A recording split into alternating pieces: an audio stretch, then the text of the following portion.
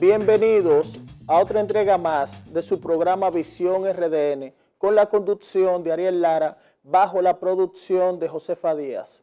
Hoy tenemos muchos contenidos interesantes que lo vamos a compartir en un intercambio de impresiones con una persona que está aquí a mi lado, quien es el licenciado Jonathan Gómez, quien es comunicador y CEO del prestigioso programa Plataforma de Debate. ¿Cómo está? Muy bien, muy encantado de estar con todos ustedes en esta oportunidad que me ofrece. Por fin estoy aquí en tu programa, en esta nueva visita que realizo aquí a la República Dominicana, que yo soy dominicano, pero resido hace muchísimos años, 14 años para ser concretos, en Madrid, España. Y ilusionado, encantado de estar contigo compartiendo este momento. Sí, hay que destacar que es analista político internacional y es un destacado comunicador que hace vida de comunicación en aguas extranjeras. Entonces, este tipo de personas brillantes hay que traerlo para que aquí debatamos algunas ideas, Jonathan. Yo ilusionado, te reitero que estoy muy agradecido además de esa valoración, esas opiniones, y que la gente sepa que no es la primera vez que yo participo de alguna manera en esos espacios que tú diriges, Ariel, y que yo encantado, en la entera disposición de aportar un granito de arena, en este caso en el tema de la información. Sí, Jonathan, haciendo un análisis de eventos internacionales, vemos una posición del actual presidente de Siria, Bashar al-Assad, que tiene conflicto dentro de su país con el Estado Islámico, pero también tiene en Occidente en contra de los Estados Unidos. Mi pregunta sería para ti como analista internacional, ¿pasaría la misma suerte Bashar al-Assad que Gaddafi o Saddam Hussein? Porque ya esos presidentes fueron muertos por el imperio. Así es. Bueno, a mí me gusta hablar siempre para que los que están viendo este programa logren entender y sobre todo que yo me pueda explicar de la mejor manera posible. Claro. Y en ese sentido, cabe mencionar que el contexto de cada una de las situaciones son distintas. Por tanto, las situaciones y las consecuencias y el modo de accionar de los diferentes países que son aliados y enemigos de dicho país son también distintas. Lo primero que hay que tomar en consideración y una diferencia importante a señalar es que con Gaddafi había una situación y con este señor, con Bashar al-Assad, otra. Y es el hecho de las redes sociales. Por ejemplo, un punto a tener en cuenta. Cuando Gaddafi, en todo su proceso de gestión, de gobierno, pues no existían las redes sociales. Por tanto, no tenía la repercusión que puede tener ahora las acciones contra la sociedad civil de orden militar que pueda tener y que está ocurriendo en Siria actualmente. Por tanto, la sociedad occidental, la cultura occidental, los grandes países, las potencias, se indignan porque ven y conocen de primera mano y sobre todo que se magnifica porque llega a todos los rincones del mundo por las redes sociales. O sea que es un punto muy a tener en cuenta. Las redes sociales han llegado para cambiar la dinámica de cómo se ven las cosas y cómo se interpretan y se analizan las cuestiones. Por tanto, es la primera cuestión que hay que analizar. Lo segundo es que, para que todo el mundo lo entienda, en los diferentes problemas, que no solo en Siria, sino en los diferentes países, hay diferentes frentes e intereses que pueden ser políticos, económicos, sociales y, en este caso, militares. Todo el mundo sabe que hay un conflicto económico con el tema de gas y hay una confrontación entre la parte de Rusia y la parte de Estados Unidos. ¿Qué representa eso? Que Rusia tiene una serie de aliados y amigos que no van a hacer frente a Rusia, sino que se van a unir. Y hay una serie de aliados y amigos de Estados Unidos que no van a confrontar a Estados Unidos. Por tanto, ahí, por decirlo de alguna manera, en cada enfrentamiento bélico, en cada conflicto bélico, en este caso de Siria, encontramos con dos bloques, que está Estados Unidos y sus aliados, y está Rusia y sus aliados. Esto se traduce en que hay dos intereses encontrados y hay, por decirlo de alguna manera, una víctima, que es la sociedad civil. Sí. Entonces, lo veo más o menos así, pero hay que analizar quizás por puntos, primero el contexto, segundo, las nuevas herramientas que hace que un problema que es nacional se convierta en un problema internacional porque hay intereses económicos, políticos Y hay sociales. potencia involucrada, las dos principales potencias, Rusia y Estados Unidos. Realmente el problema se magnifica por las potencias. Sí. Si fuera un problema nacional, se hace una planificación de resolución de conflictos y entonces se acaba el problema. Pero como hay unos intereses económicos, políticos e incluso geoestratégicos, por supuesto, que interesan a las dos potencias y eso hace que el problema nacional se convierta en internacional. Y esto se magnifica, como he dicho anteriormente, con las redes sociales. Las redes sociales es un punto bastante importante porque hemos visto que ya en conflictos bélicos pasados que marcan la historia, vimos un ejemplo en la Segunda Guerra Mundial, la potencia del eje que le encabezaba Adolfo Hitler con Alemania, Italia, Benito Mussolini y existía en ese momento Hideki Toyo en Japón. Pero el choque nunca se dio entre Estados Unidos, todavía no se ha dado un choque bélico, gracias a Dios y al mundo. Entre actualmente. No, desde la historia te lo traigo. Sí. Desde que Franklin Delano Roosevelt era presidente de los Estados Unidos y en ese momento, en esos años, el presidente de Rusia era Joseph Stalin, que es el presidente que ha tenido más periodo en Rusia a nivel de fuerza, porque en la actualidad vemos que Vladimir Putin es el presidente más influyente del mundo. Tú sabes que Vladimir Putin aparece luego de la caída del muro de Berlín, cuando Boris Yeltsin pierde las elecciones. Él ya traía un background en la política porque le había ganado a Anatoly Shoigu y se había posicionado, y ya todos sabemos ya quién es Putin, porque Putin en el análisis que tú estás haciendo, literalmente hablando, defiende a Siria. Porque si Estados Unidos logra penetrar Siria, ¿quién hace frontera? Irán. ¿Quién es el primer socio comercial de Rusia? Irán. Entonces, en el tablero geopolítico, los Estados Unidos siempre colocan una base militar al lado del enemigo grande, y Rusia se ha cuidado en eso. Así es. El caso de Vladimir Putin es muy interesante, tomando en cuenta que tiene varias características que se pueden enfocar al liderazgo. Correcto. Que de eso tú sabes que yo soy conferencista y abordo muchos temas. Sí. Una de las características fundamentales es el liderazgo. Sí.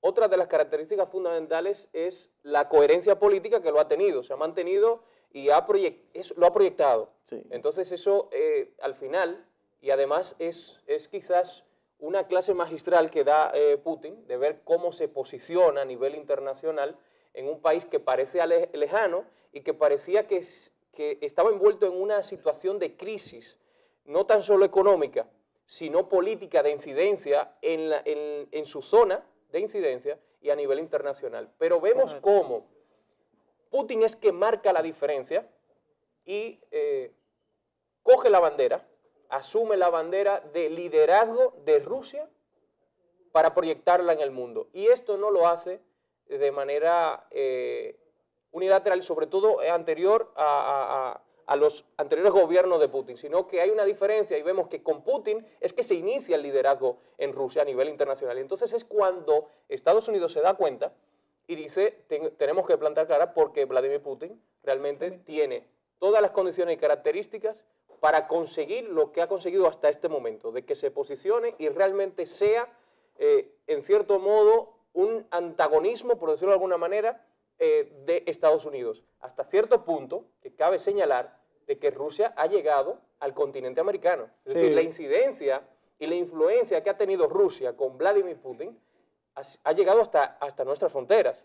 Y ha tenido que, Estados Unidos ha tenido que buscar unas estrategias en el ámbito diplomático y de geoestrategia con sus aliados, que eso es fundamental, para contrarrestar esa parte. Sí. Y entonces decirle a Rusia, quédate en tu zona de influencia, que esta es la nuestra. Sí. Esta es la nuestra, históricamente. Sí, Jonathan.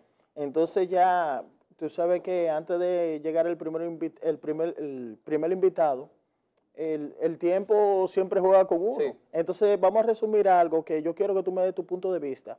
Y es un fenómeno político que actualmente está en la República Dominicana que tiene que ser objeto de estudio. Muchos lo ignoran, otros no, que es Ramfi Domínguez Trujillo. Sí. Desde tu punto de vista, ¿cómo un candidato como Ramfi Domínguez Trujillo no ha pegado un afiche y ya aparece en las encuestas, por encima de partidos tradicionales? Un ejemplo, dígase Partido Reformista y PRD, según las encuestas. Porque el Latin Insight le dio un 9%, pero llama la atención la Galu, que la Galu dice que la mitad del país no quiere saber de él. Entonces la otra mitad es lo lógico que quiere saber, según la encuesta.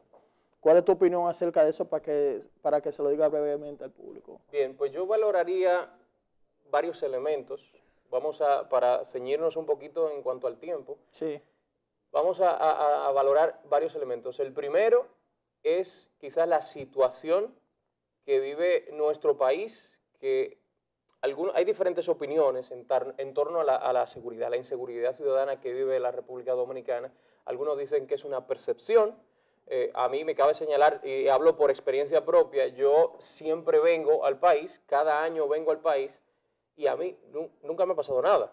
Con esto no quiero decir que no sucedan cosas que terminemos opinando de que hay una inseguridad ciudadana. En todos los países del mundo existe. Sí. Pero yo, en mi opinión personal, que yo nunca he experimentado, de mi entorno familiar tampoco, pero eso no quita y no le doy la razón a la gente que lo ha vivido, y es una pena, ¿no? Pero que la percepción de este contexto que se vive en República Dominicana, porque hay un punto que se debe analizar y que se debe poner los puntos sobre las is, y es el hecho de que en el caso de la ciudad de Santo Domingo, ha vivido, y se lo dice alguien que vive fuera y que cada vez que viene ve el desarrollo, porque tú en la dinámica de vivir aquí muchas veces no te das cuenta del desarrollo que tiene tu ciudad, porque vas en automático. Pero yo que vivo fuera, cada vez que vengo, veo el desarrollo constante que está tomando. Y la ciudad de Santo Domingo ha experimentado un desarrollo en todos los ámbitos espectacular. Eso es debido, por supuesto, a la excelente obra de gobierno del presidente Danilo Medina, porque sin una base sólida del gobierno, con una buena gestión, con un buen plan de gobierno, no es posible lo segundo. Por tanto, ese desarrollo que ha experimentado Santo Domingo en el ámbito de la dimensión de la población y la infraestructura de la ciudad, se ha ido delante, y paralelamente las ciudades que se desarrollan deben también desarrollar unos planes urbanísticos para mejorar las condiciones de tráfico y de seguridad ciudadana. Sí. Entonces, lo que ha pasado aquí es que el desarrollo demográfico y de infraestructura ha ido muy por delante de los dos factores anteriores, de la estrategia que debe haber y planificación en materia de tráfico, Sí. de seguridad vial y de seguridad ciudadana. Entonces, se ha ido por delante y ahí se ve la desigualdad que debe ir en paralelo. Eso por un lado. Entonces, eso hace que una persona que venga queriendo ofrecer de manera populista y demagoga soluciones rápidas, cortoplacistas, hace que las personas se lo crean, pero sin analizar a fondo el proyecto, qué es lo que propone, porque es de gran responsabilidad asumir una gestión y en temas tan básicos y tan importantes como es el tema de la seguridad. Eso por un lado. Por otro lado, el tema de las redes sociales. El hecho de ese posicionamiento que tú hablabas en la valoración de este candidato, de Ramfi Domínguez Trujillo, se debe básicamente a las redes sociales, en donde todo el mundo, fíjate, yo que manejo mucho el tema de asesoría política, una de las cuestiones más difíciles para proyectar un candidato es el tema de la publicidad, de que se conozca, de que la mayor cantidad de personas le conozcan. Esto Ramfi Domínguez Trujillo lo está consiguiendo a través de las redes sociales. Otro punto a tener en cuenta es que en las próximas elecciones hay un porcentaje importante de jóvenes que van a votar, o sea, que tienen 16 años, 16, 17 años y van a votar en el 20. Y otros que están dentro de los 18, actualmente 18 a 35 años. Es un sector de la juventud. Por tanto, ese sector, que es bastante amplio y cada vez más, ¿dónde se mueve? Se mueve con redes sociales. Entonces, muchas veces comparten cosas que se vuelven virales, que sabemos todos que en muchos casos son de Ramfi Domínguez Trujillo. Okay. Entonces, son dos elementos muy importantes, el tema del desarrollo de la ciudad y que él viene de manera populista y demagoga a querer solucionar, como ese tema, muchos otros, el tema de la deuda externa. Bueno, si quieres en otro programa analizamos, pero es que él plantea unas cuestiones que son imposibles, no se pueden llevar a cabo. Y yo se lo refutaría en persona, una por una, porque es demagogia y populismo lo que está haciendo. Cuando tú vengas de nuevo, te voy a invitar, que Rafi va a venir de nuevo, aquí lo entrevistamos y lo entrevistamos. Él es un tipo democrático y va a escuchar todo lo que tú dices y es importante porque es parte de la democracia. Todas las opiniones, respeteando todas las opiniones y está bien.